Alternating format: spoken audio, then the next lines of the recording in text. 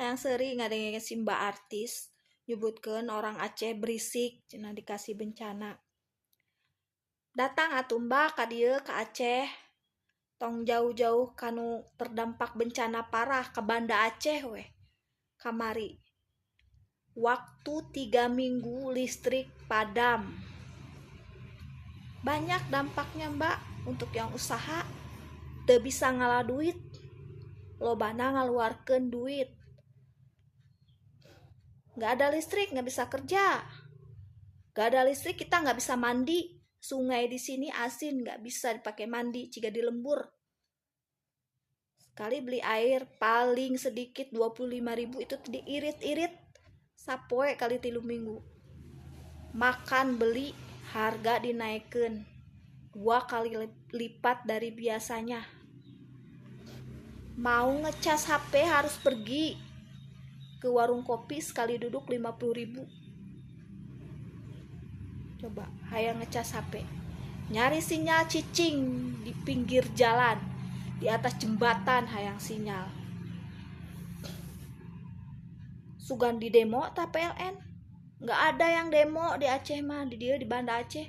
Dalam di luar Aceh mah eta si PLN teh beureun geus diduruk tah. Geureuh ceuli urang. Geus di demo minimal. Cara ricing orang Aceh mah narima keayaan. Urang lain ngabela orang Aceh, peda salaki orang Aceh lain. Urang saksi mata. Kumaha keayaan di Aceh nu sabenerna. Sebenarnya emang males saya teh ngomong nyerocos di media sosial. Tapi ya mah supaya nyaho tak kasih mbak artis. Tong asal ngomong teh. Atau mbak datang we ka dieu nya ka Banda Aceh.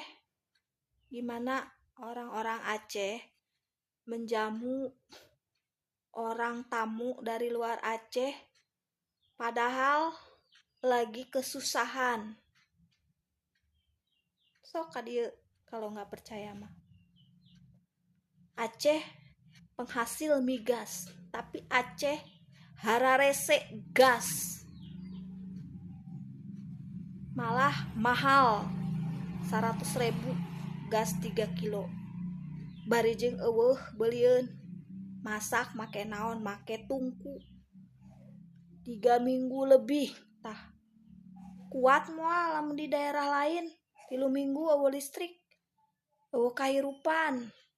Urang oge nu lain orang Aceh soak hayang balik da teu boga ongkos da mahal.